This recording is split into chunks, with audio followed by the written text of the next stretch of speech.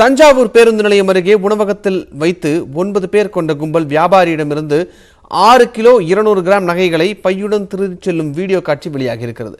இது தொடர்பான கூடுதல் தகவல்களை நமது செய்தியாளர் குருநாதனிடம் கேட்கலாம். குருநாதன், என்ன நடந்தது? இவர்கள் எப்படி கண்டுபிடிக்கப்பட்டார்கள்?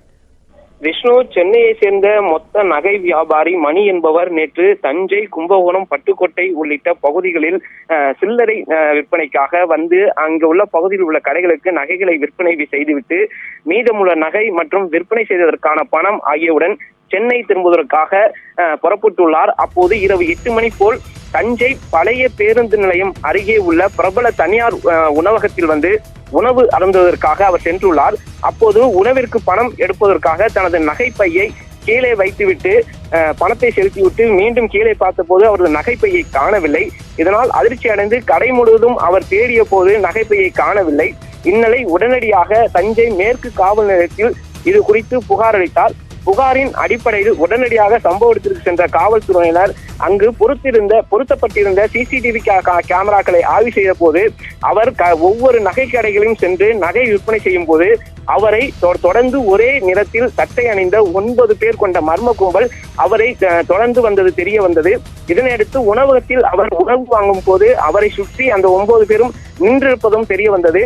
அந்த 9 பேரும் தற்போது உணவகத்தில் இருந்து அந்த நகைப்பையை திருடிச் சென்று சாலையில் ஓடும் காட்சிகளும், பின்பு உணவக காப்பாளரும் அந்த நகை வியாபாரியான மணி என்பவரும் துரத்தி செல்லும் காட்சிகளும் தற்போது வெளியாகியுள்ளது. இதன் அடிப்படையில் தஞ்சை மேற்கு காவல்துறையினர் வழக்கு பதிவு செய்து 2 தனிப்படைகள் அமைத்து தப்பியோடிய கொள்ளையர்களை தேடி வருகின்றனர்.